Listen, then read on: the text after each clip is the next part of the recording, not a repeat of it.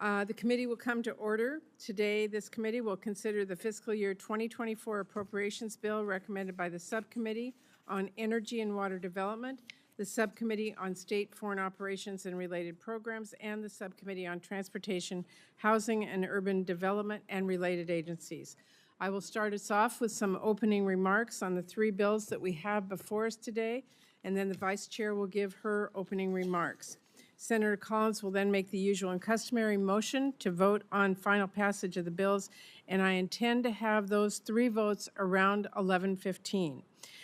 There are a number, as we all know, of other committees holding executive sessions this morning, so I ask everyone to be here at 11:15 so we can have full attendance for those votes, and then members can get to where they need.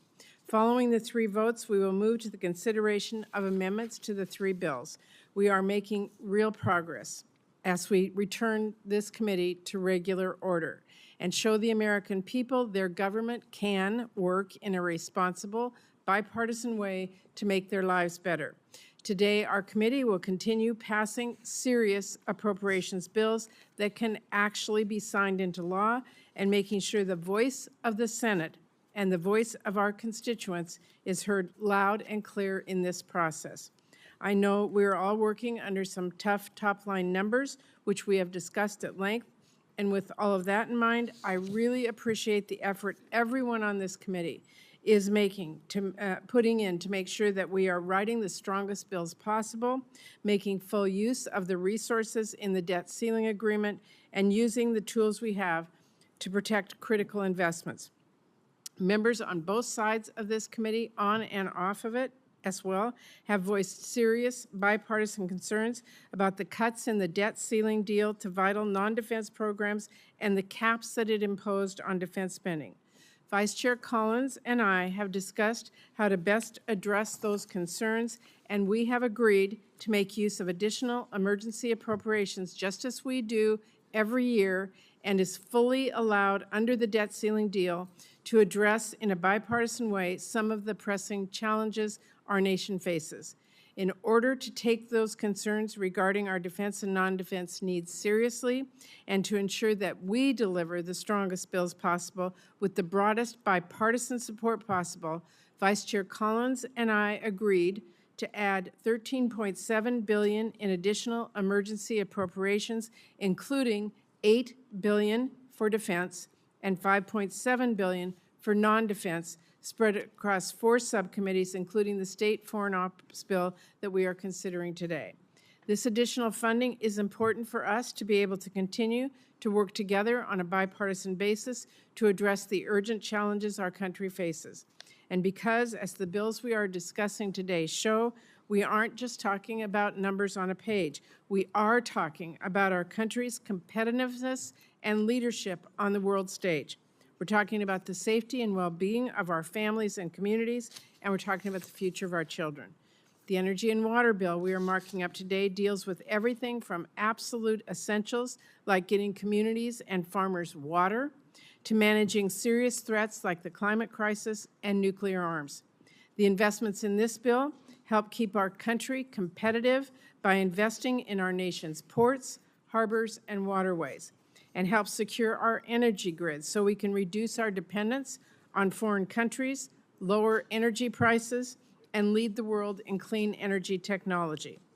The bill includes funding to manage water resources essential for irrigating crops, transporting goods, supporting keystone species like salmon, and keeping the lights on in cities and towns that rely on hydroelectric power. It advances our efforts to respond to the climate crisis, which threatens our families, our economy, and our national security, with funding to mitigate droughts and strengthen levees, seawalls, and more. I'm glad this bill also provides new resources to support our nuclear non-proliferation efforts and environmental cleanup programs, which is absolutely vital for programs like Hanford Site in my home state. And this bill makes crucial investments in our national labs, keeping our nation on the cutting edge of research and development, including at the Pacific Northwest National Lab in Washington State. Today, we are also voting on the state foreign operations and related programs, which makes critical investments to keep our country safe, support our allies, and bolster our global leadership. As everyone here knows, our nation's strength is not measured just by our military, it is also measured by our diplomacy, the strength of the coalitions that we lead, our competitiveness, and the value of our contributions make, to international security and prosperity. Our adversaries and competitors are eager to fill any void we leave, which is why the investments in this bill are so important. This bill includes funding to strengthen U.S. competitiveness and economic diplomacy, promote democratic values, advance food security, health security, and provide much-needed humanitarian aid, enhance sustainable development, stand by our partners and allies, and strengthen the diplomatic and development workforce. It also includes investments to help us work with global partners to stop the flow of deadly fentanyl into our country. And crucially, this bill increases our investments in the Indo-Pacific, strengthens U.S. diplomatic engagement in places where the Chinese government is gaining influence, and provides new funding to invest in strategic infrastructure and secure supply chains to strengthen economic growth for the U.S. and our partners. In short, this bill ensures we maintain a really strong agenda abroad at a really critical moment. And finally, today we will be voting on the Transportation, Housing, and Urban Development and Related Agencies bill, and the investments in that bill are critical to make sure people aren't left on the streets or out in the cold, and to get people and goods where they need to go in a safe and timely way. Washington State, like so many other states, has been grappling with our nation's housing and homelessness crisis for years. So I'm glad we are able to maintain and build on some key investments in this bill that provide rental assistance to families in need, increase our housing supply, support maintenance for distressed properties, and connect people with health care, financial education, employment programs, and other support services. Good steps to be sure, but I want to make it clear that the housing and homeless crisis in this country will take a lot more than the flat funding in most areas and the modest funding increases in some programs we've managed to negotiate under the tough caps in this debt ceiling deal. I do hope we can come together in a bipartisan way to talk about the kinds of investments and policies we really need to tackle these challenges in a serious way. Now, when it comes to our nation's transportation infrastructure, the investments in this bill are especially important in light of some of the derailments, disasters, and disturbing close calls we saw this year. I'm pleased we were able to increase funding for the Federal Aviation Administration so it can address the shortage of air traffic controllers, reduce flight delays, increase efficiency, modernize technology, and critically improve safety. The bill also increases the Federal Railroad Administration's funding for its safety work to make sure we have enough inspectors to keep our rails safe and that we can research important questions to improve rail safety and efficiency. And let's not forget one of the top investments of this bill. There are so many great projects chugging along thanks to the investments we all made through the bipartisan infrastructure law as well. These are all strong bills that show Congress can actually work in a bipartisan way to make tough decisions and ultimately critical investments in our communities that they are counting on. We have a lot more work ahead, and I'm not going to stop pushing to use every tool I can to deliver the strongest bills possible, but these bills do represent meaningful progress to deliver much-needed resources. And I really want to commend and thank Senators Feinstein and Kennedy, Coons and Graham, Schatz and Hyde-Smith for all of your hard work on these bills. And I also want to recognize all of the hardworking subcommittee staff who put in so many long hours and so much careful thought into crafting the strongest bills possible under tough circumstances.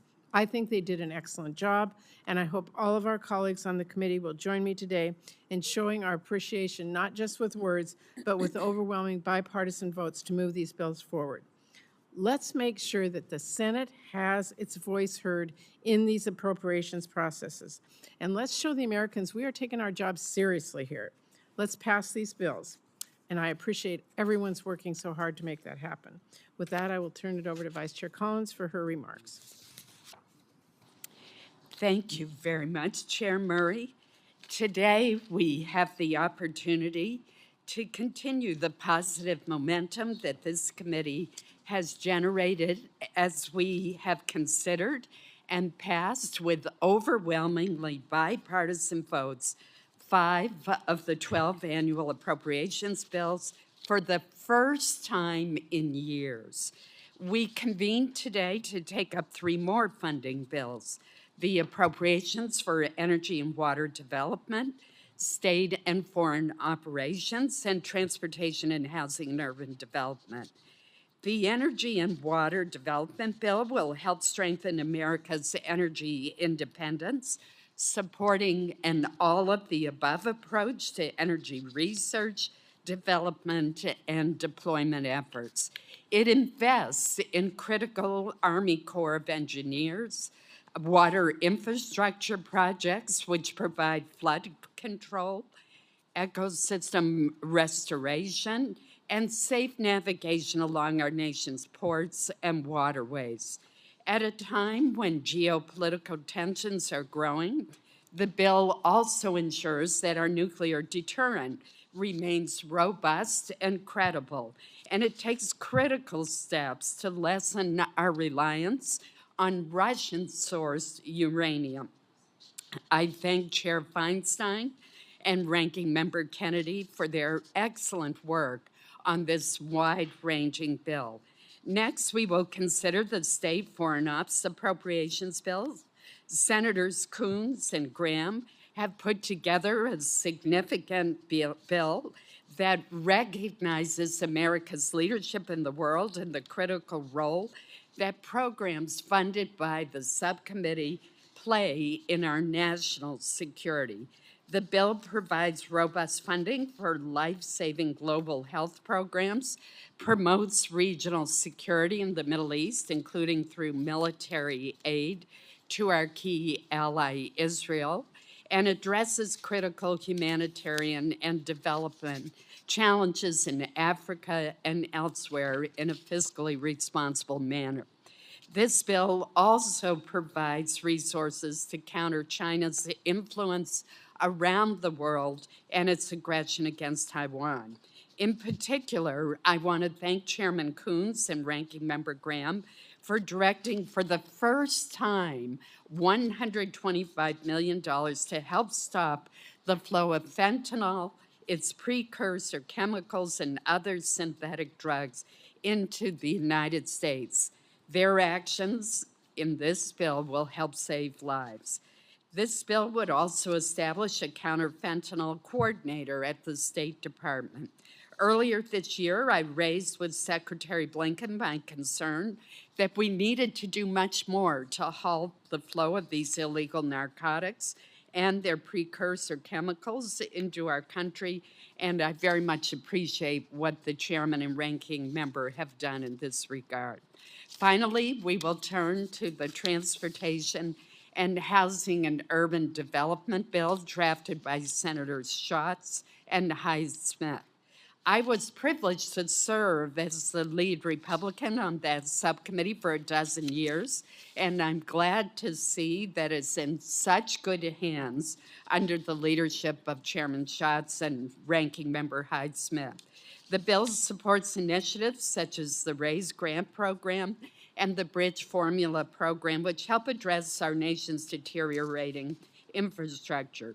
It invests in the FAA, supporting the addition of a substantial number of much-needed air traffic controllers and the modernization of outdated systems, such as the notice-to-air mission system that went offline earlier this year, shutting down airspace for several hours. I'm especially pleased that this bill continues support for shoreside infrastructure improvements at our nation's state maritime academies, including Maine Maritime Academy, that are necessary for docking the newly constructed national security multi-mission vessels.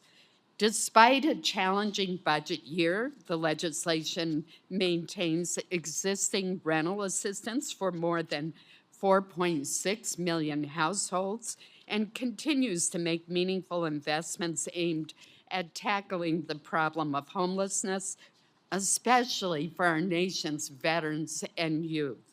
I thank Chairman Schatz and Ranking Member Hyde-Smith for their tremendous efforts in crafting this important bill. Again, I want to emphasize that these bills are fiscally responsible. I look forward to today's markup and to supporting each of these bills.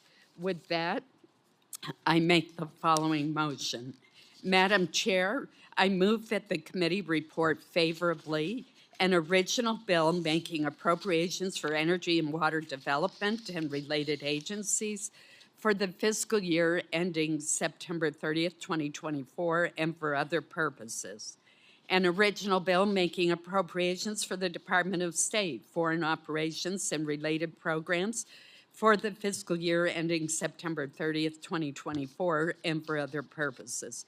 And an original bill making appropriations for the Departments of Transportation and Housing and Urban Development and related agencies for the fiscal year ending September 30th, 2024, and other purposes, provided that each bill be subject to amendment and that each bill be consistent with its budget allocation. Provided further that the chair of the committee or the chair of the subcommittee reporting the original bill be authorized to offer the substance of the original bill as a committee amendment in the nature of a substitute to the House companion measure. Thank you. Without objection, without objection.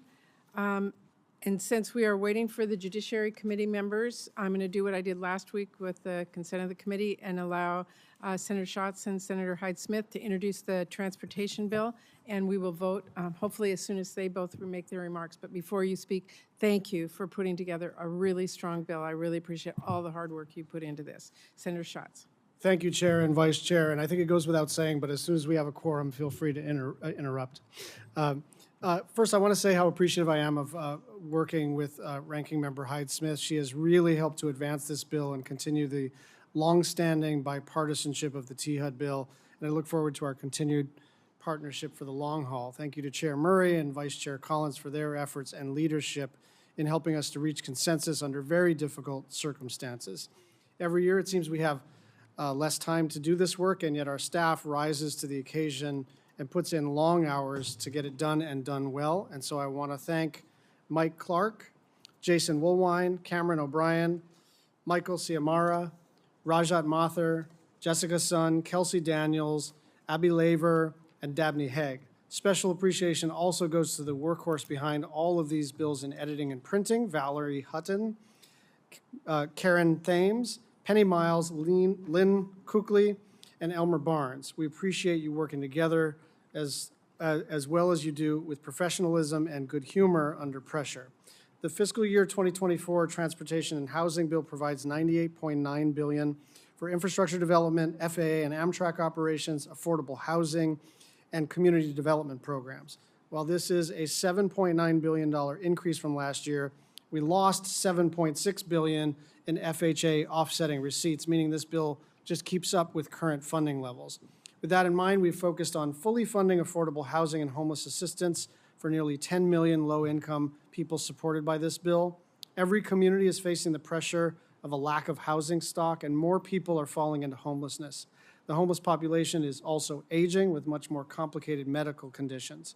So we're increasing targeted assistance resources to improve coordination between housing and health, to build the capacity of communities and service providers, and to create more permanent supportive housing opportunities.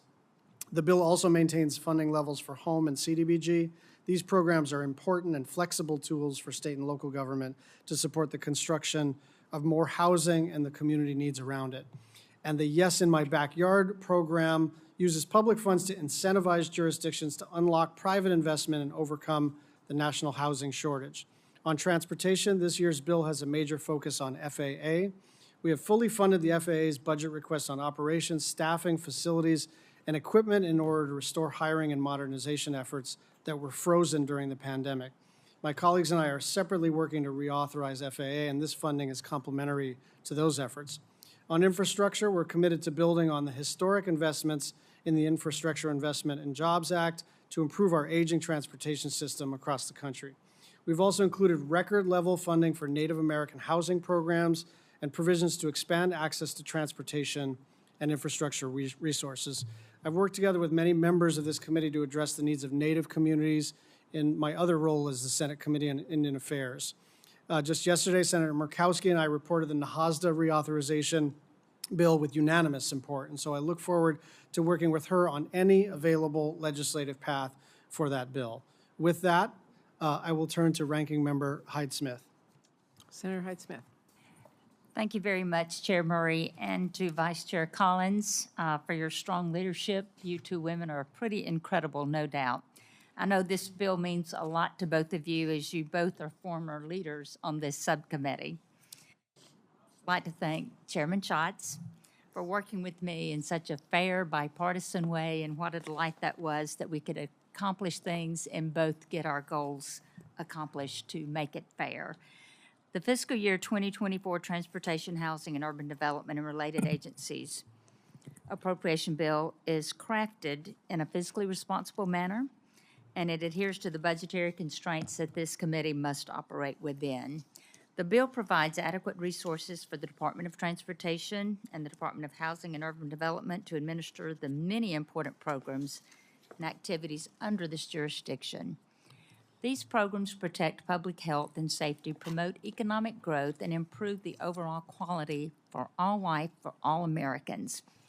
These are few important aspects of the bill that I'd like to highlight first. I want to stress that the bipartisan bill incorporates input and requests from over 80 senators on both sides of the aisle. We have done a lot of work. We've accomplished a lot. We're not just taking care of business. We're taking care of Americans here. The bill includes $28.5 billion for DOT and $73 billion for HUD, as well as funding for small independent agencies like the Federal Maritime Commission and the National Transportation Safety Board. With this bill, we are continuing to foster and grow the safest and most reliable transportation system in the world. The bill makes key investments in our transportation infrastructure, including $800 million for the popular RAISE grant program that we all get calls about, and provides nearly $1.2 billion for the important bridge repair and rehabilitation program. We also fully fund critical aviation needs, such as funding for 1,800 new air traffic controllers and for modernizing our legacy airspace systems. The popular Consolidated Rail Infrastructure and Safety Improvement Grant Program is funded at $500 million, and the Amtrak is funded at the lights. It's lit up. It's just the sound, I think. Thank you, Senator Kennedy. The Amtrak is funded at $2.45 billion, which will continue to provide upgrades and service to rural communities as well as the Northeast Corridor. In addition to transportation programs, this bill maintains existing rental assistance for more than 4.6 million households. This includes working families, seniors, people with disabilities, and those who are homeless or at risk of homelessness. Additional investments are made to support ending veterans and youth homelessness, as well as to develop more permanent supportive housing. Ending cycles of dependency requires promoting self-sufficiency and financial literacy tools, which is why I am pleased that the bill includes $198 million for HUD's self-sufficiency programs.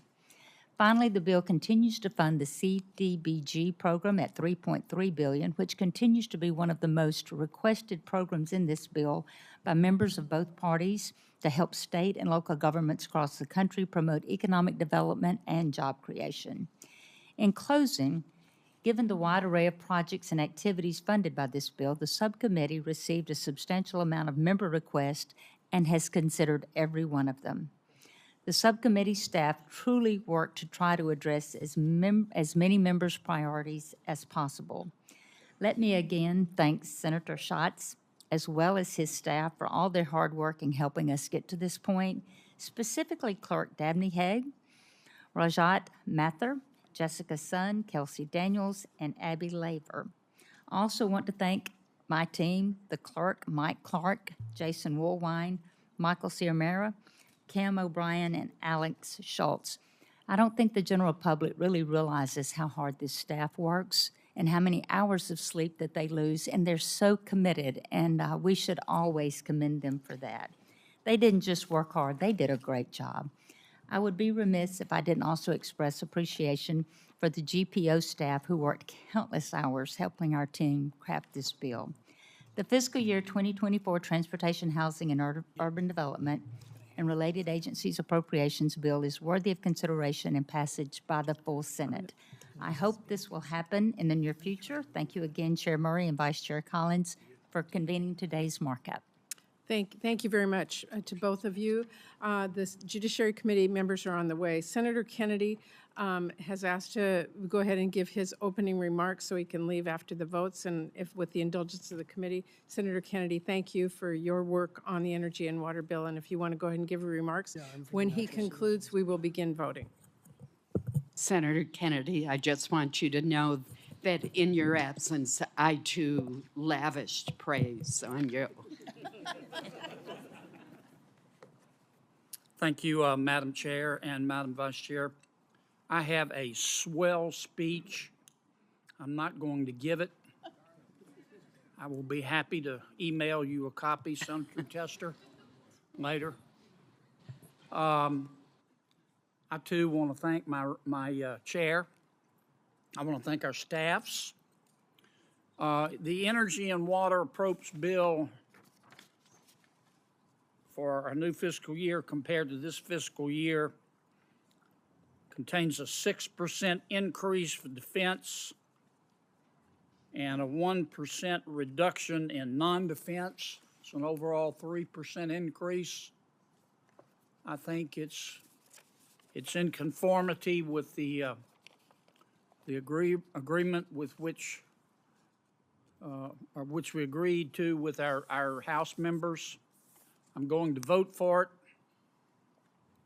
I want to thank our chair and vice chair for moving this process along. It's surprising, but it's refreshing. And I want to thank you. We've got a long way to go. What matters is the final product. What matters is what we work out with our colleagues in the House. But I want to do my part to getting there, so I'm going to support the energy and water development budget. Thank you, Senator Kennedy. Thank you for the compliments. I will say Senator Collins can only be successful as all of our members who are working on these bills, and we want to thank all of you for that. Well, I didn't mean unsurprising in the sense that I didn't think you could do it. I'm just, Are you I looking just mean at what is unsurprising. sitting in the front row here, Senator Kennedy? I'm just, I just meant unsurprising because in the history of ever, it hasn't happened. I will once again point out what you have in front of you, Senator Kennedy. And we are committed to getting this done. We have a responsibility to getting this done. We can't do it without the hard work of everyone on this committee, and I appreciate that. So thank you. We now have a quorum, and we will move to vote to report the Energy and Water Development Appropriations Bill favorably, subject to amendment. The clerk will call the roll. Senator. Yes. Senator Durbin. Senator Reed. Aye. Senator Tester. Aye. Senator Shaheen. Aye. Senator Merkley. Senator Coons. Aye. Senator Schatz. Senator Baldwin. Aye. Senator Murphy. Aye. Senator Manchin.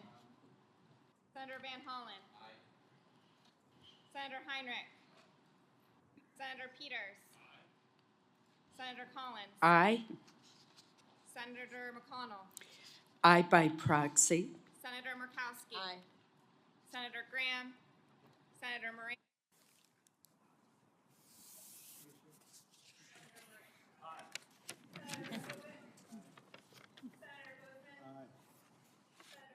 Aye. Senator Kennedy. Aye. Senator Highsmith. Aye. Senator Hackey. Aye. Senator Britt. Aye. Senator Rubio. Aye. Senator Fisher. Aye.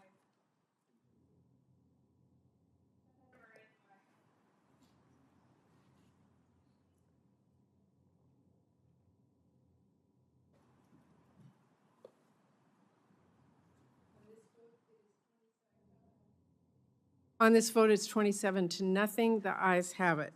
Next, we vote to report the State Foreign Operations and Related Programs Bill favorably, subject to amendment. Clerk will call the roll. Senator Feinstein. Aye. Senator Durbin. Senator Reed. Senator Tester.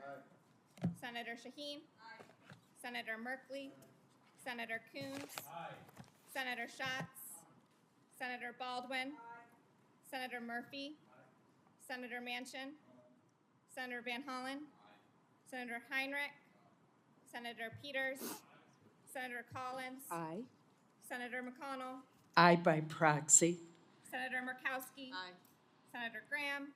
Senator Moran. Aye. Senator Hoven. Senator Bozeman. Aye. Senator Capito. Aye. Senator Kennedy. Aye. Senator Hyde-Smith. Aye. Senator Haggerty. Aye. Senator Britt. Aye. Senator Rubio. No. Senator Fisher. No. Senator Murray. Aye.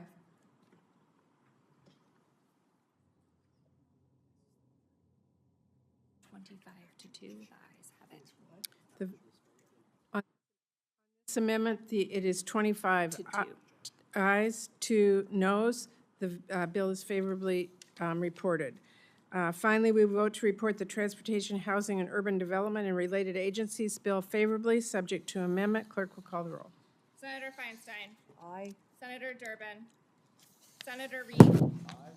Senator Tester. Aye. Senator Shaheen. Aye. Senator Merkley. Senator Coons. Aye. Senator Schatz. Senator Baldwin. Aye. Senator Murphy. Aye. Senator Manchin. Senator Van Hollen. Senator Heinrich. Senator Peters. Senator Collins. Aye. Senator McConnell. Aye by proxy. Senator Murkowski. Aye. Senator Graham. Senator Moran. Aye. Senator Hoven. Aye. Senator Bozeman. Aye. Senator Capito. Aye. Senator Kennedy. Aye. Senator Hyde-Smith. Aye. Senator Haggerty. Aye. Senator Britt. Aye. Senator Rubio. Aye. Senator Fisher. Aye. Senator Murray. Aye. Senator Durbin.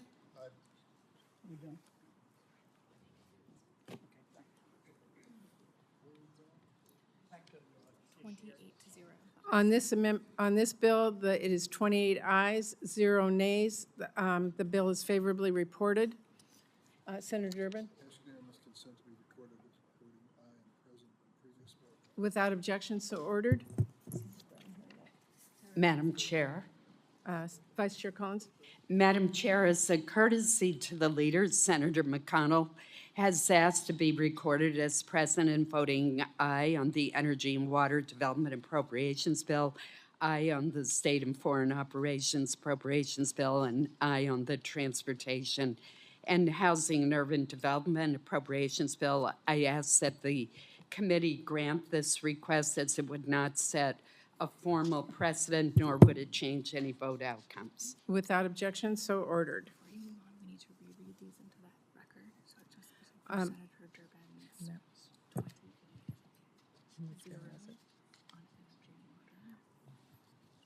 For the record, the Energy and Water Bill passed 28-0, and the State and Foreign Ops 26-2.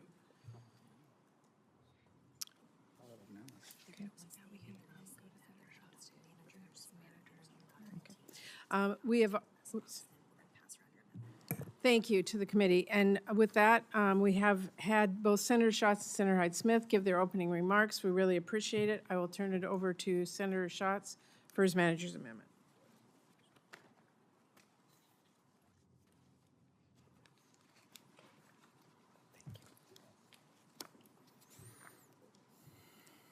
You have the manager's amendment before your desk, and I would ask for a voice vote if that's permissible, Chair.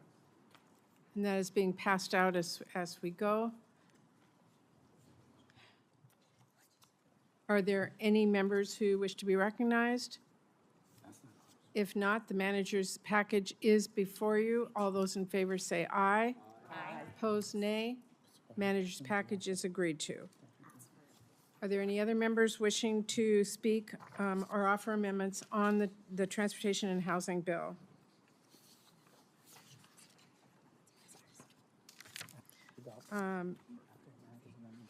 Senator Murphy. Just very briefly, I want to thank Senator Schatz and Senator Hyde-Smith for their great work on this bill, and I want to thank them for their commitment to the Northeast Rail Corridor. And only wanted to point out for the committee a pretty important cliff that we have coming up. We have projects necessary to simply maintain the state of good repair, just current services on the Northeast Corridor that exceed $70 billion. We're very grateful for the bipartisan infrastructure bill that makes a pretty significant down payment. But at our current appropriations levels, we aren't going to come anywhere close just to be able to keep what we have on the Northeast Corridor. At these tight budget numbers, we're unable, understandably, to make a big investment in down payment. But as we vote this bill out of committee today, just wanted to refer again for this committee the need to come up with some strategy to fill in that huge gap that will exist, especially at the expiration of the bipartisan infrastructure bill, to make sure that we still have trains running from DC to Boston into the next decade. Thank you, Madam Chair. Thank you. Are there any other comments on the THUD bill? If not, the bill shall be reported as amended. We will now move to the consideration of the Energy and Water Appropriations Bill, and I really again want to thank Senator Feinstein and Senator Kennedy for putting together a very strong bill, and I want to recognize their staff, Doug Clapp, Jen Becker, Aaron Goldner, Laura Powell, Maria Calderon, Lindsay Garcia, Anna Newton, Rachel Littleton, and Katie Williams for their hard work as well. Senator Feinstein does have a conflict at this time, so I will say a few words about the bill, and then we'll move to any amendments. This is a bill that supports many programs critical to the safety and strength of our nation. We're talking about programs that keep the energy grid secure, our fuel prices low, and literally keep the water flowing and waterways bustling. Not to mention programs that propel cutting-edge research and safely maintain our nuclear weapons programs. This bill provides crucial funding for the work of the U.S. Army Corps of Engineers and Bureau of Reclamation. We're talking work that maintains our ports, our harbors, and our waterways, which are so important to trade, tourism, and even to people's daily commutes. Work on seawalls and levees and dam construction projects to keep our communities safe from flooding and keep the lights on with hydroelectric power.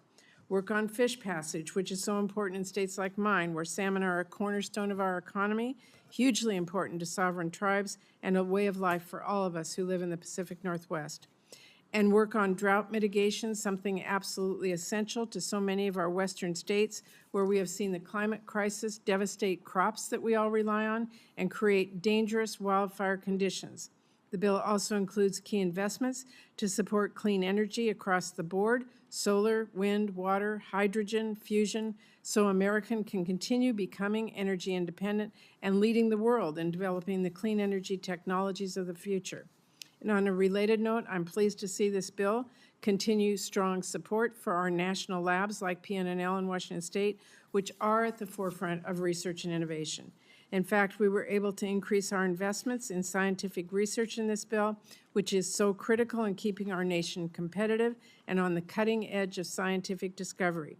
That includes new resources to continue research into advanced clean energy technologies that have the potential to unlock incredible new sources of energy to power our cities and factories.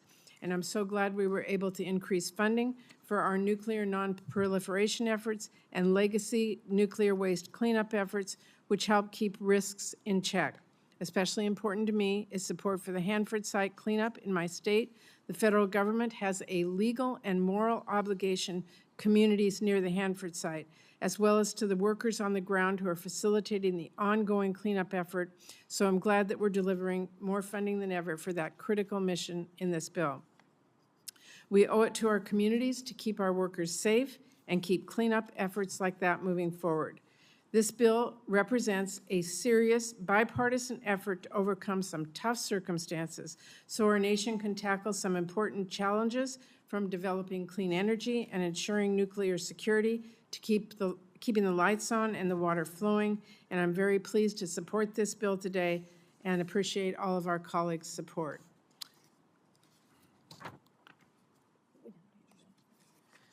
We will now vote on the manager's amendment for this bill. Has it been distributed? Okay, members have it in front of them. Is there any debate on the manager's amendment? Seeing none, all those in favor say aye. Aye. Opposed, nay. The ayes have it. The amendment is agreed to. And once again, I really do want to thank Senator Feinstein and Senator Kennedy and all of their staff for their work on this bill. Are there any members who wish to speak or offer amendments on the energy and water bill?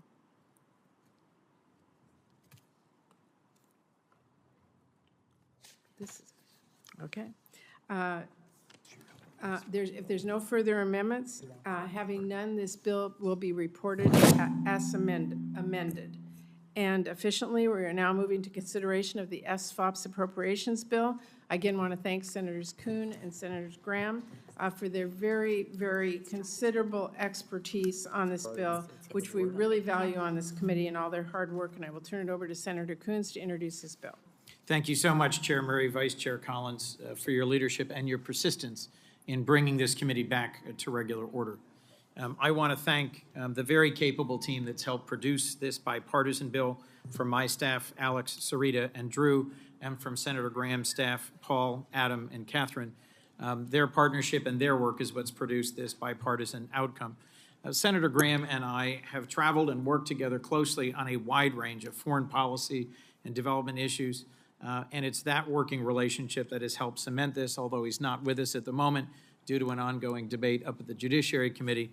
I just want the record to reflect my gratitude for the opportunity to serve with Senator Graham. I also, as with other subcommittee chairs, want to recognize the tireless work of the GPO and CBO staff who play a critical role in allowing us to deliver these bills on time. So a brief word about the FY24 SFOPS bill. I wrote an editorial back in February that recognized, while I am not naive about the deep disagreements between our political parties, I continue to have hope for real bipartisan cooperation on foreign policy and development policy in this Congress. That comes from what I believe is a shared understanding we can make progress on the things on which we agree without needing to agree on everything. This committee puts that principle into action in a way that serves our constituents and our broader national interests. That has certainly been my approach on this bill. Over the course of 4 subcommittee hearings and the full committee hearing on U.S. competitiveness, we heard compelling testimony on the very pressing challenges our nation faces in the world today and the critical role played by the various agencies funded in this bill. We are at an inflection point in our history, a critical period facing an expansionist China, a belligerent Russia, a long list of transnational threats, including climate change, organized crime, terrorism, and other actors that undermine global stability. And the impacts don't stop at our shores. We need to stand by our allies, advance our interests, and compete when and where necessary. With an allocation $150 million below the fiscal year enacted and more than $7 billion below the President's request, we faced hard choices to determine how to meet these emerging needs. I believe we struck the right balance and are bringing a bipartisan bill to this committee that strengthens our diplomatic and development workforce, sustains funding for global health security, and provides increases for humanitarian assistance, meets our international commitments, includes a critical new economic resilience initiative to enhance U.S. and partner country economic security and resist economic coercion. As the Vice Chair recognized, makes critical investments in countering the flow of fentanyl, strengthens food security work, and supports our allies, including by fully funding our MOU with both Israel and Jordan and making critical investments in the Indo-Pacific. While there's plenty to highlight, a constrained top line also makes clear our critical need for further supplemental funding to sustain our support for Ukraine. This bill includes very limited support for Ukraine. If we are to sustain our support, we must work closely together through this committee and the administration to take up and pass a robust supplemental request for Ukraine. Finally, as is the case of any negotiation, there's aspects of this bill that I think both Senator Graham and I would have drafted differently if either one of us were acting alone. But this bill reflects a bipartisan compromise, which, if enacted, will make the United States and our partners stronger, more secure, more resilient, and enhance global leadership. And now that he's present, I'll simply repeat my earlier comment about my gratitude to Senator Graham for serving closely with me as ranking member and our work together to deliver a bipartisan product. This is the first step in a long path to enactment. I look forward to working with the members of the committee and my ranking member to accomplish that. Thank you, Madam Chair. Thank you. Senator Coons, Senator Graham. Can you hear me? Is it Yes. working? To Senator Coons and his staff, it's been a pleasure. I enjoyed this process with Senator Leahy and Senator Coons and his staff. It's been a pleasure. We're trying to create influence for America without having to kill people all the time. Soft power is a good thing. If you have influence in parts of the world other than military force, you're probably safer. We have a lot of allies in this world that need our help. This bill is $3.3 billion foreign military financing program for Israel. To those who believe that we should always look inward, that leads to more war, not less. Having robust systems to combat threats outside the country before they get here makes us all safer. Helping Israel makes us all safer. $1.65 billion for military and economic assistance to Jordan. Jordan, while not perfect, is part of the solution, not the problem. We cannot live in a world safely as Americans if we don't deal with other people in the world. When you find an ally, you need to help them. When you find a threat, you need to deal with it. The Al Hall Action Plan. Most people have no idea what I'm talking about. Senator Sheen does, Senator Collins, and Chairman and Vice Chairman, you've done a heck of a job getting this committee back on track. But if you haven't been to Al Hall refugee camp in northeastern Syria, you ought to go. It is a ISIS breeding ground. There are 60,000 people there being housed in very difficult circumstances, and they actually had underground ISIS training camps. This is where we took the brides of ISIS fighters that were killed, their families were put there. We also put the families of the Yazidis who were slaughtered by the ISIS fighters in the same camp. This is a nightmare in the making, and the money we're spending hopefully will head off a catastrophe. I'd rather try to do something about it than to ignore it. $1.9 billion to implement the Indo-Pacific strategy. What does that mean? We talk a lot about China, but we'd better do more about China. I'd like a bigger Navy. We have a strategy to try to contain China and support our allies. That takes some money, particularly island nations that are being under siege. The Developmental Finance Corporation is one of the most creative ways to help people. It's a public-private partnership that will take public money and leverage it in the private sector so the private sector can come in and do some developmental aid without taxpayer dollars, and it's actually working. The outcomes are unbelievably good, and we need to do more of this, not less. I could go on for quite a while. There's $125 million to counter the flow of fentanyl into our country. I think we should spend that and probably a lot more, because fentanyl poisoning is killing more Americans than almost every war we've been in since World War II. So from my point of view, the global health programs that we're supporting prevented a destruction of an entire generation of young people in Africa. It's probably the most successful public health program in the history of the world. Mother-to-child AIDS transmission has been reduced by 70%, something we should all celebrate. During COVID, the infrastructure around dealing with AIDS and other diseases paid off in COVID. So to the American people, I know we have a lot of problems here. This account represents less than 1% of the entire federal budget. It funds the State Department, and quick shout out to the State Department. I'm pretty well known as a military kind of guy, but I admire the State Department. They serve in very difficult circumstances, sometimes out there by themselves, and they're easy, soft targets. What we want to do is make sure our consulates and our embassies are safe places to go to work.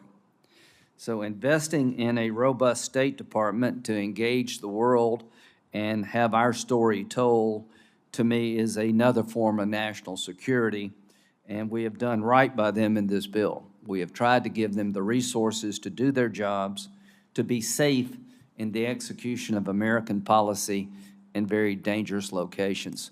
So this is a small account in terms of the entire federal government, but the reason I still am where I am at, I love this account.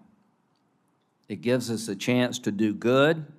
It gives us a chance to stand up to the bad guys. It gives us a chance to help our friends. And that's why I am supporting this markup.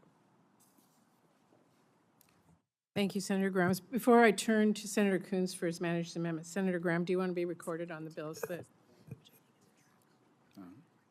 I would, please. Okay. Aye on all three. correct? Aye on all three, yes. I will then read into the record that on energy and water, the final vote is 29-0. On SFOPS, the final vote is 27-2. And on the THUD bill, the final vote 29-0. Thank you, Senator Graham. With that, I will turn to Senator Coons for his manager's amendment. Thank you, Madam Chair. I have a manager's package staff have circulated and that is before you. It reflects the inputs of nearly half of this committee on a wide range of topics that enjoy bipartisan support. I ask this package be adopted by voice vote. Is there any discussion? If not, all those in favor say aye. Aye. Opposed, nay. The amendment is agreed to. With that, are there any members who wish to offer amendments or make statements on the bill? Madam Chair? Madam Chair? I can't tell who's talking. You want to go? Okay, I'm going to turn to my right and then to my left. So Senator Rubio, you'll be next, and Senator Shaheen is first on this side.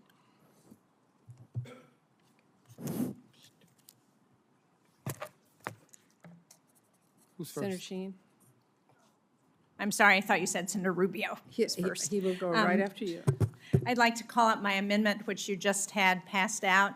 It would increase the bilateral family planning account by $25 million and the UN Population Fund account by $2.6 million. Last year, and actually for the past 12 years, we have flat funded these accounts. Excuse me. This is despite inflation reducing how far our family planning dollars go, while unmet needs go unanswered. 214 million women and girls lack access to family planning that gives them the ability to determine when to start a family. By increasing funding to support bilateral and international family planning, we have the capacity to meet some of that unmet need.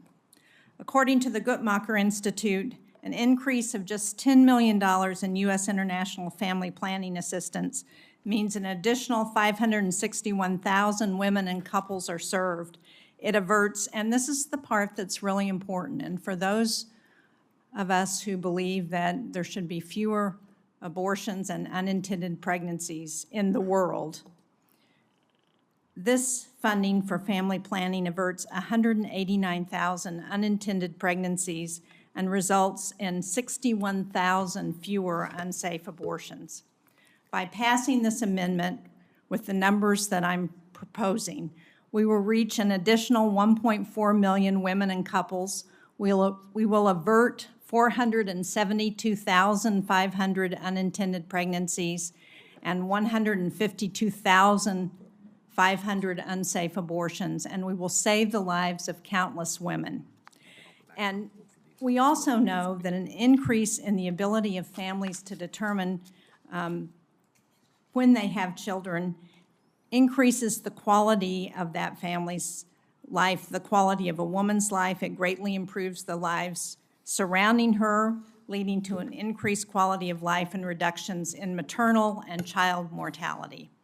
So I hope that you all will look at this amendment and agree with me that we really need to help families avoid unintended pregnancies so we can ensure that abortions go down, not up. Thank you, Madam Chair. Are there any members who wish to speak on this amendment? Madam Chairman? Yeah. Senator Graham. To my colleague, who I enjoy working with, Senator Sheen, I do look at this amendment every year, and I come away with the same conclusion every year. This will divide us. This will not unite us. This will not be accepted by the House. This puts us in an argument about abortion and about what family planning means, and with all due respect, I will oppose this because this will make the bill untenable in the House. I think people of goodwill on both sides have strongly held views, and I will be voting no. Any other members who wish to speak? Senator Coons and then back to Senator Sheen. Just briefly, there's been longstanding bipartisan support for international family planning. My understanding, this amendment does not change any of the longstanding riders that are included in the bill or additional restrictions in the underlying law, but supports voluntary family planning services and ensures women and families can seek the health care services they need. I support this amendment and urge my colleagues to vote yes. Senator Sheen. Yeah, I just wanted to clarify for Senator Graham, this is not the global gag debate that we've had in the past. And in fact, the House bill has in funding for family planning, both for bilateral assistance and UNFPA. This, it just increases that amount. I respect your opinion. Trust me, this will not go over well in the House, and you're going to lose a lot of our folks if this stays in there. And that's just the way it is, the way it has been. And I have tremendous respect for you and what you try to do. This is one area we disagree, so I'll be opposing. Are there any other members who wish to speak on this amendment? Seeing none, Senator Sheen, do you want? Oh, sorry. Are there any other members wishing to speak on this amendment? If not, Senator Sheen, are you asking for a vote? I am a recorded vote, Recorded vote. please. Senator Clerk will call the roll. Senator Feinstein. Aye by proxy. Senator Durbin. Aye by proxy. Senator Reed. Aye. Senator Tester. Aye by proxy. Senator Shaheen. Aye. Senator Merkley. Senator Coons. Senator Schatz. Aye by proxy. Senator Baldwin. Senator Murphy. Aye. Senator Manchin. No. Senator Van Hollen. Aye. Senator Heinrich. Aye. Senator Peters. Aye. Senator Collins. Aye. Senator McConnell. No. By Senator- proxy. Senator Murkowski. Aye. Senator Graham. No. Senator Moran. No. Senator Hoven. No. Senator Bozeman. No. Senator Capito. No by proxy. Senator Kennedy. No by proxy. Senator Hyde-Smith. No.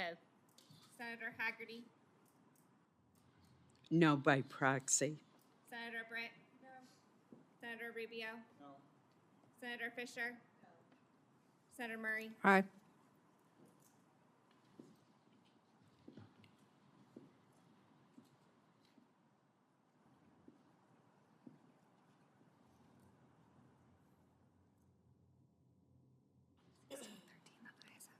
On this amendment, the ayes are 16, the noes are 13, the ayes have it. And the amendment is agreed to. Senator Rubio. So I'd like to call up my amendment regarding the CHIPS funding. It's $100 million that's appropriated within the Secretary of State, the Department of State. And this amendment's pretty straightforward. It just says none of that money can go to fund contracts provided to companies that are increasing their semiconductor manufacturing capacity in China or that are engaged in joint ventures with Chinese companies to increase semiconductor activity outside of China. Are there any members who wish to speak to this amendment? Senator Coons? Madam Chair, if I might, my understanding is that we may well agree to a voice vote on this. We may not. Frankly, while this amendment looks appealing on its face, I think there is risk it could be counterproductive given potential differences between guardrails in CHIPS funding programs. There is no discretionary funding for CHIPS and SFOPs. This is mandatory funding. So CHIPS guardrails are a debate. The relevant authorizing committee needs to have a say in this process. So in my view, to my colleague from Florida, guardrails are important. I'm concerned about the possibility of unintended consequences and challenges with the consistency of guardrails. I am certainly happy to work with my colleague from Florida on reconciling any of those potential differences. But given my colleague voted against the overall bill, I was hoping we might find a path forward that reconciles our concerns about this. Madam Chair? Senator Rubio. Well, first of all, I voted against the underlying bill for this very reason. I'm all in favor of semiconductor development in the United States and every element of our government that can be helpful to be helpful. What I'm not in favor of is investing a bunch of money so the Chinese can steal whatever we're doing there as well, the way they were stealing it from our existing capacities. With regards to this, I know of no other way to put guardrails on how Department of State money is being used within the funding mechanisms that we have in place. That's why we do appropriations bills. It's the reason why regular order and the exercise we're undergoing here today is so critical. So it's really not very complicated. I mean, I don't know what the unintended consequences could be. I don't ever diminish that, but basically, I don't think that we should be spending taxpayer money to help companies expand semiconductor manufacturing capabilities in China. And I think if I left this building and went out into the street and asked people, they would agree. I mean, I'm all for semiconductor investment and more. I think this country does need an industrial policy, which has been long sacrilege in my party, but nonetheless critical at this moment. I just don't think any of it should be diverted towards increasing the capacity of the Chinese Communist Party or their ability to reverse engineer and steal it from us. And so this is a small piece of a much bigger project, but it's coming through the Department of State, and that's why we do appropriations bills and why we have report language. Thank you. Thank you. Any other senators wish to speak on this amendment? Senator Shaheen. Well, I think, I can't speak for everybody here, but I would bet that everybody on this committee agrees with the sentiment that Senator Rubio is expressing. Certainly, he and I have worked on the thrift savings plan investments to ensure that those investments aren't made in China. But I guess the concern that I hear Chairman Coons expressing and that I share is that because we haven't had a chance to see the amendment and look at what some of the potential impacts might be, is there a way that we can support the amendment and allow you to continue to work with the chair and ranking member of the committee and address that vetting process and make any changes in a way that would both speak to the concerns that we all have, I think, about the PRC and yet allow us to make sure that there aren't any unintended consequences? Yeah, I'm always willing to make any changes that would make it even harder for the Chinese to steal it than my amendment does. So, sure. I mean, if there's a way to make this even more stringent or more effective, absolutely. I just want to be clear. I just don't believe we should be funding private companies expanding their semiconductor capabilities in China, not with taxpayer money, that's for certain. But obviously, if there's any way to make that even better, be open to that. And I understand there are other provisions of spending under the CHIPS Act that I think require similar guardrails. And had they had those guardrails in the underlying bill, I would have supported that bill. So I'm always very reasonable about things. Yeah. Senator Rubio, my understanding is you've agreed to a voice vote on this amendment? Before, Madam Chairman, I think Senator Rubio is right about his concerns. And I know I've heard from a couple of companies about concerns, but if you're waiting for companies not to have concerns, you'll never do anything. So I think it would be a strong message, quite frankly, to do what Senator Rubio is suggesting, which is to make doubly sure that in developing our CHIPS program here at home, we don't empower companies to undercut what we're trying to do. I think that's it, basically, isn't it, Senator Rubio? Yeah, I think if you allow these companies to get I think these companies, they want the taxpayer money and they want to keep doing business in China and expanding it as well. That's a heck of a deal. That just ain't the deal I'm involved in, and it's certainly not one I think we should be supportive of. Let me just say this, Senator Rubio, I think you've raised a really important conversation. And I think the concern is that there's been little time to review the amendment, and I think senators want to have an understanding of the impact on that. I am willing to have a voice vote on this amendment and to adopt it in this committee and continue to work with you as we continue this really important discussion. With that, all those in favor say aye. Aye. Aye. Opposed, no. The amendment is agreed to. I have on my list Senators Merkley, Manchin, and Van Hollen. Was there any other senator who wished to be recognized? Then I'll start with Senator Merkley. Thank you very much, Madam Chair, and I'm going to speak briefly to my amendment on the Green Climate Fund. I think those words produce an allergy, and I want to address why we should be thoughtful about why this is relevant. Here in the United States, where most of our states are seeing significant climate impacts, whether it's worse hurricanes or more tornadoes or more flooding, or in my state, more fires and more drought, we're deeply affected. But we all know that we can't address climate change without international efforts. And many of the poor nations said, hey, we'll be part of the effort, but you need to help us fund some of our programs that we can't afford to do, and that's the Green Climate Fund. And just to give you an example, it's a deforestation or an anti-deforestation program in the Congo. Congo is one of the two big forests in the world, the Amazon and the Congo, that are most important to climate. Energy efficiency program in Indonesia. Well, energy efficiency makes a lot of sense. Therefore, you put less carbon in the atmosphere. A distributed solar panel finance program in Pakistan. That's the type of things the Green Climate Fund does. These are not controversial projects. As to why the United States should invest in this fund, it was part of the deal going clear back to Copenhagen in 2009 that we would help out the poorest nations with these kinds of programs. And so here we are seeing the impacts with the hottest week in human history last week, the hottest 10 years in human history, the last 10 years. And people look to the United States for leadership in this effort for a couple reasons. We have generated 25% of the carbon that's in the atmosphere today over the last 150 years. So we are the most significant contributor in the world, and we're one of the richest countries in the world, and we are one of the largest per capita emitters of carbon dioxide even today, right up there with Canada, Australia, and Saudi Arabia. So our leadership matters.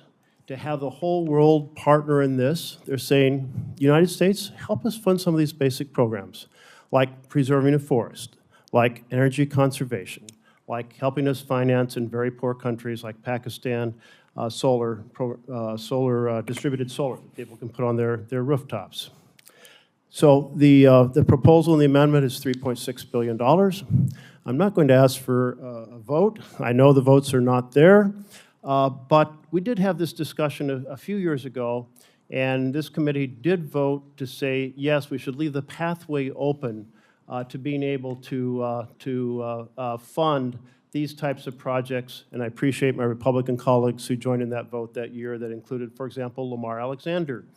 And so with that, I will stop and just say, this is an important, thoughtful conversation that works to our benefit because we need the rest of the world to collaborate. And the modest amount of money that we put into this fund to help, I wish that the fund had a different name, quite frankly, because I do understand green climate produces a strong visceral reaction. But if we just called it International Projects to Assist Very Poor Countries, help us in a cause that affects our country and the entire world, maybe we'd get a better result. Thank you, Madam Chair. Thank you very much. Senator Manchin. Madam Chair, I want to call my amendment to protect the bipartisan debt limit deal. And with that, I want to say to both of you that I think that what you have done in your leadership to restore the appropriations process is commendable, and it's far much needed, and it's long overdue. The bills that we vote on today are a statement to what we can achieve when we put partisanship aside and work together in a bipartisan way to address the major challenges that's facing our great country. And as you know, I've long called for a return to regular order to pass our appropriations bills on time, as our reliance on continuing resolutions costs billions of dollars in unnecessary adds to the deficit. It's been incredibly encouraging to see the majority of this committee's spending bills be voted out on a unanimous or near unanimous basis, including today's. In addition to expressing my gratitude for the work of the chair and vice chair, I want to acknowledge the debt ceiling deal that was executed between President Biden and Speaker McCarthy. which included budgetary top lines that are roughly consistent with my call to cap spending of 1% each year. I was proud to join 62 of my Senate colleagues, many of you are sitting here today that supported that, 314 of our friends in the House, and representing the Fiscal Responsibility Act.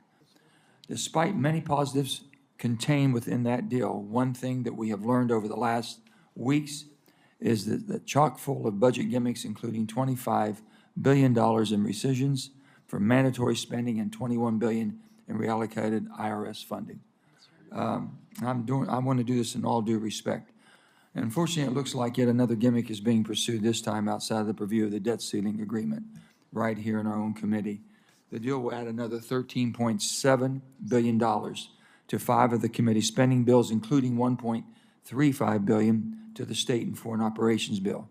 Now, make no mistake, these are additional funds above the agreed upon the 302Bs. This is above $13.7 billion.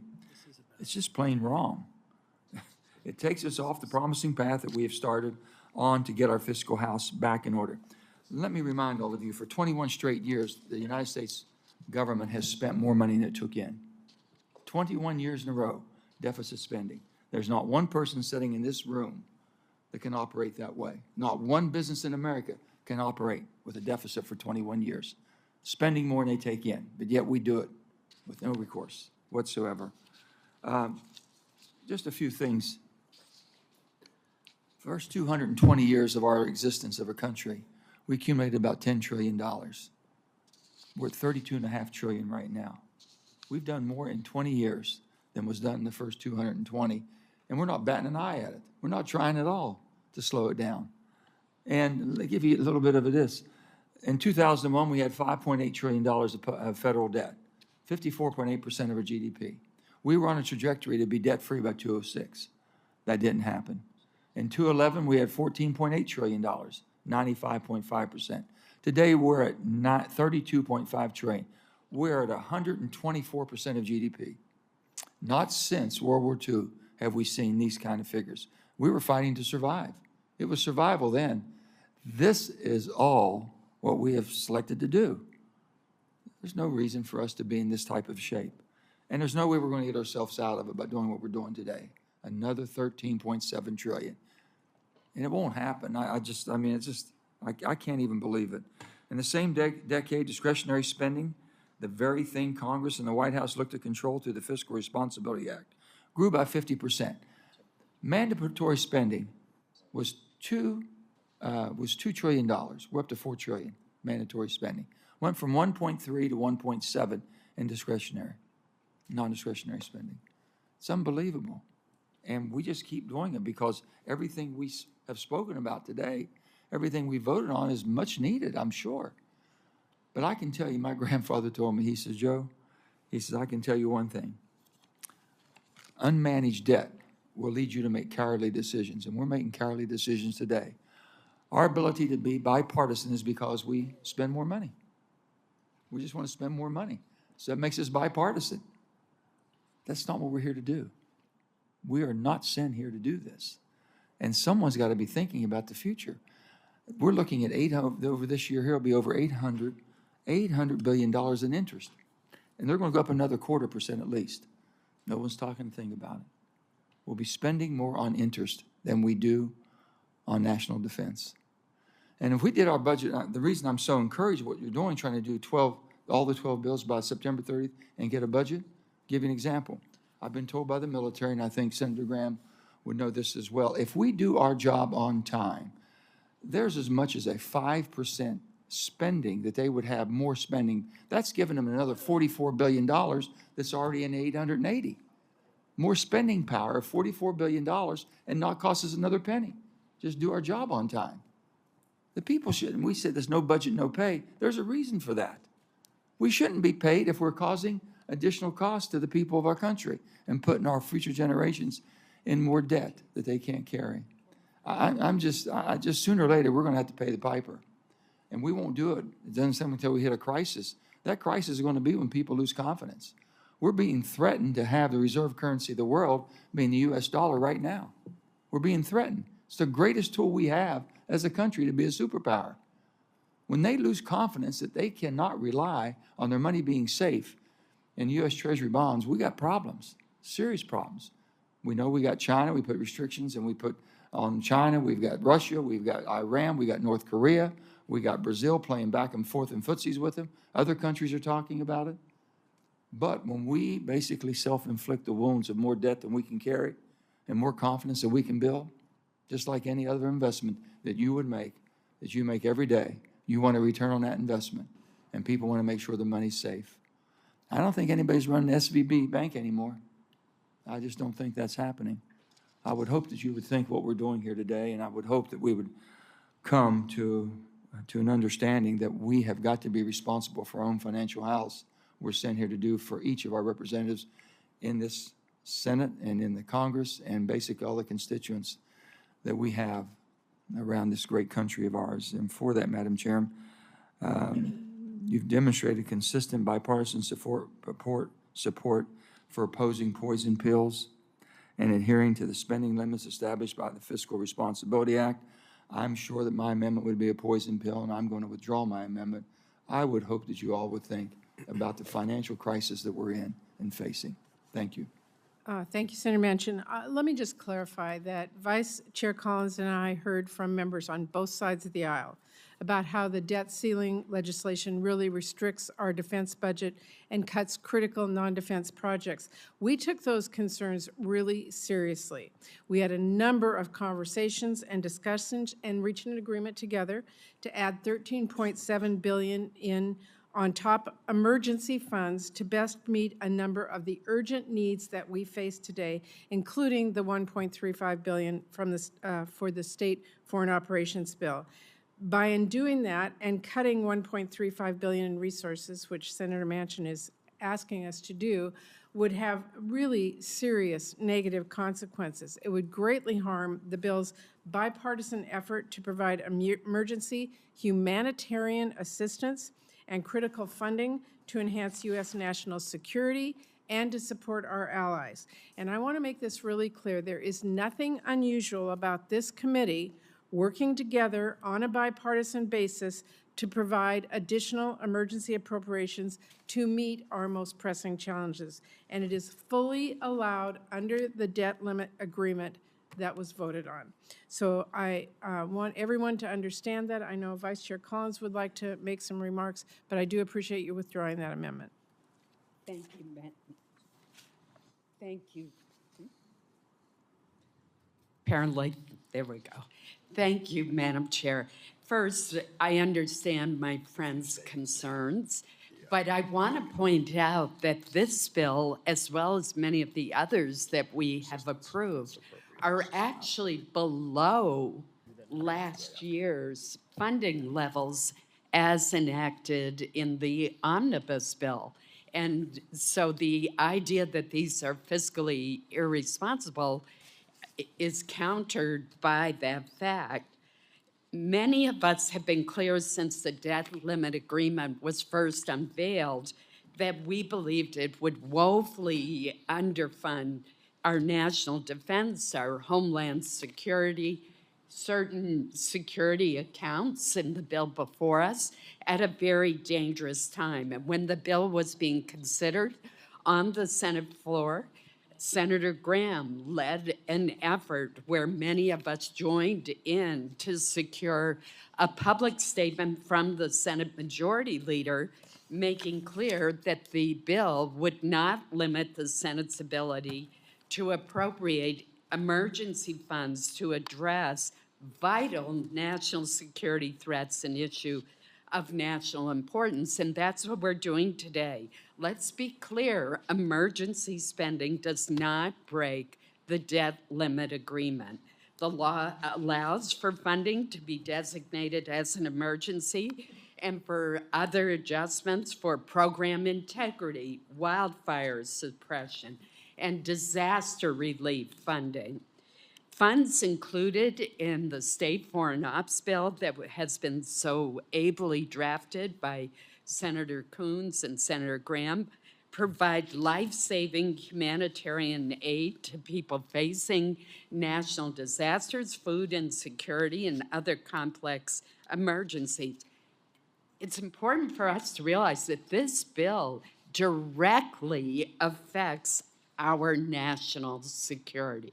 And that's why it received some additional funding.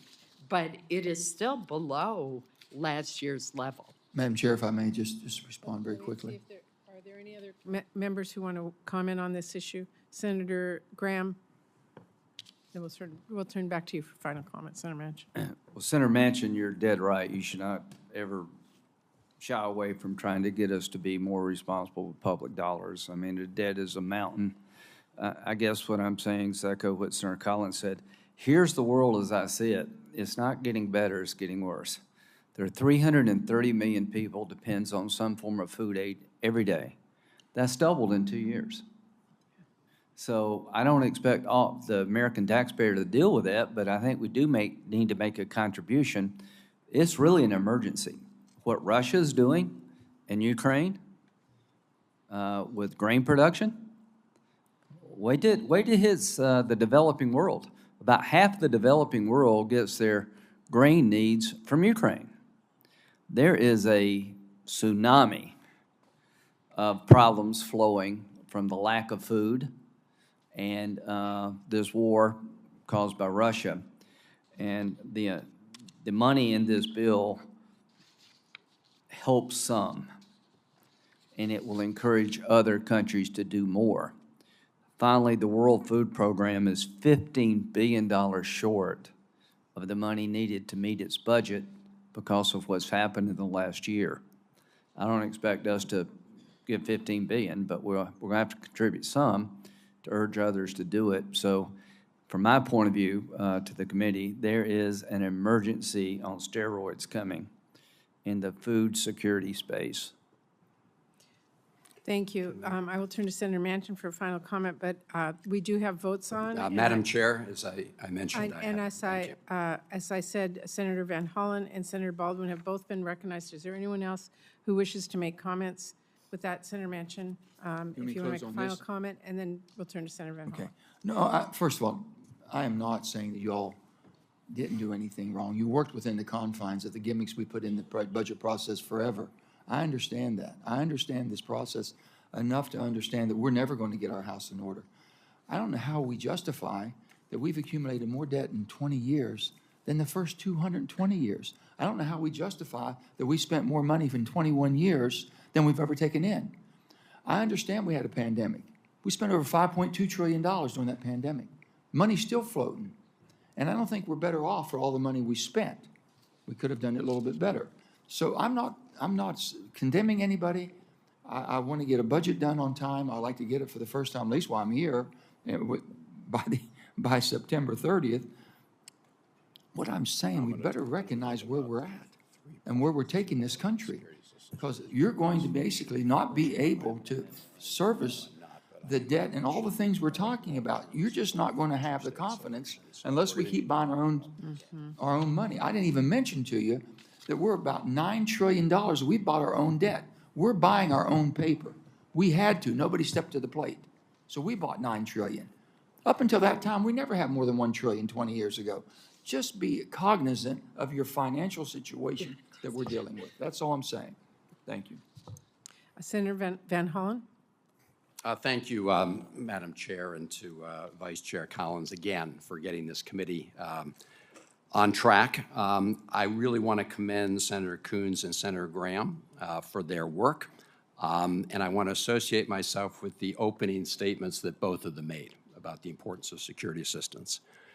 Both of them, in their opening statements, highlighted the fact that this bill contains $3.3 billion in security assistance for Israel. And I have supported this security assistance for Israel for all the reasons that President Herzog outlined in his remarks yesterday at a joint session. So Israel can defend itself against enemies like Iran, Hezbollah, Hamas, Islamic Jihad, and I continue to support this assistance for that purpose. But, colleagues, these funds are not intended to be used by the government of Israel to aid and abet those Jewish settlers who are seizing undisputed Palestinian lands in Area C. And these taxpayer dollars should not be used to expand the settlements or illegal outposts. And these taxpayer dollars are not intended to be used to shield those settlers who are attacking and burning Palestinian villages with virtual impunity. We don't hear much about it here, but it's gotten so bad that the heads of Israel's security agencies have described these settlers' attacks as, quote, terrorism. In his address to the Congress yesterday, President Herzog rightly condemned those incidents of Palestinian violence. They should be condemned. But President Herzog was silent about the settler violence, which just spiked dramatically under this right-wing government. And members of this right-wing government, while they are quick, as they should, to condemn incidents of Palestinian violence, have actually made statements that fan the flames, some of the settler violence, which has spiked dramatically since the beginning of this year under the very right-wing government. One of the people in this current Israeli government who not only condones this settler violence, but has helped fan the flames, is the finance minister, Smotrich, who recently called for the Palestinian village of Hawara to be, quote, wiped out. In addition to his portfolio as the Minister of Finance, Smotrich has also been given a portfolio within the Ministry of Defense that provides for civilian control over the West Bank. And in fact, yesterday, probably just as President Herzog was addressing a joint session, as Haaretz reported this morning, Smotrich says he plans to allow Israel to demolish Palestinian construction in West Bank, defying Oslo agreements. Now, why does it say defying Oslo agreements? Because what he's saying is that in addition to demolishing Palestinian property and construction in Area C, he wants to do that in areas A and B, which under Oslo were given Palestinian control. So colleagues, I raise this issue because what we are witnessing with Smotrich in control here is what most people have acknowledged as annexation, effective annexation. And we have a decision to make. People like me and President Biden, we've long supported a two-state solution. President Biden's been very clear about that. But what's happening on the ground right now, every day, is slamming the door shut on that opportunity. I would just ask my colleagues who don't support a two-state solution to at some point provide their vision of what their alternative is. And so, again, I support this assistance for the reasons I say, but I'm going to be looking very carefully in the days ahead to figure out to what extent these funds are being used for these purposes that I mentioned that are not intended by the aid. And finally, I will close, Madam Chair, by saying one of the provisions in this bill calls for a briefing of interested committee members within 6 weeks by General Fenzel. Who's General Fenzel? He's our 3-star general on the ground in Jerusalem, responsible for security coordination. We're asking him to brief us on his report on the shooting death of an American citizen and journalist, Shireen Abu Akleh, but he will also be prepared to talk about what's happening on the ground right now and the alarm that it should cause all of us. So yes, let's condemn incidents of Palestinian violence, but let's also hold accountable those settlers who are every day and regularly seizing Palestinian lands, and those in this Israeli government, very right-wing government, who are aiding and abetting in those actions. I thank the members of the committee, and I hope we will continue this conversation. Senator Baldwin. Thank you, Chair Murray. I wanted to just take a moment to speak in support of marginalized communities around the world, and specifically the LGBTQI+ individuals around the world. Despite advances in human rights protections worldwide, still there are 67 countries that criminalize consensual same-sex acts. In 11 of these countries, same-sex sexual activity is punishable by death. These policies are an attack on people's individual rights and freedoms to live their true selves. I note that concern for protecting these freedoms is bipartisan. When Uganda's president signed into law a grossly dangerous and discriminatory bill in May of this year, the outcry in this chamber came from both sides of the aisle. Year after year, the annual State Department country reports on human rights practices document severe human rights abuses against the LGBTQI+ populations. In many of these countries, there exist small organizations dedicated to standing up for these individuals. These organizations, however, are often unable to find funding within their country. In fact, many operate on budgets of less than $10,000 per year. The Global Equality Fund and the Inclusive Development Hub's protection of LGBTQI+ persons programs can make a substantial difference in the growth of civil society in other countries and in protecting basic rights and freedoms. For example, from 2020 to 2021, the Global Equality Fund provided legal aid or assistance to more than 2,000 individuals, monitored 623 human rights interventions, and trained more than 6,500 LGBTQI+ human rights advocates. Similarly, the Inclusive Development Hub's programs supported HIV treatment and prevention programs and anti-stigma and anti-discrimination workshops for government officials. My amendment included in the manager's package ensures that we maintain a set-aside for these purposes, as we have done for the last 6 fiscal years.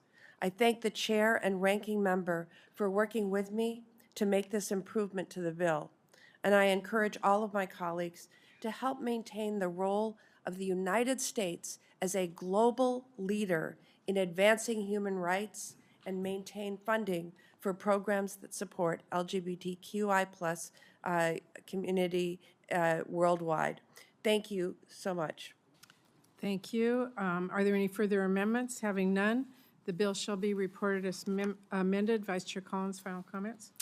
Thank you very much. I just want to thank you, Chair Murray, for your leadership. I want to thank all of the subcommittee chairs and vice chairs for doing truly extraordinary work. And most of all, I want to thank the staff. They have put in so many hours. And I'm grateful to my own staff and your staff, the staff of the subcommittees. You've done an absolutely terrific job, and we couldn't do it without you. Finally, let me just say that I'm really excited that we've approved another 3 bills by overwhelming bipartisan votes. And I know you're going to be announcing our next moves, but I hope that we can continue this really important momentum. Thank you.